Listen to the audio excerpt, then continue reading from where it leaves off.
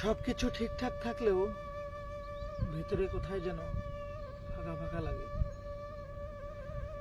চারিদিকে অসংখ্য মানুষ, কোথাও যেন কেউ নেই। হাজার কথার ভিড়ে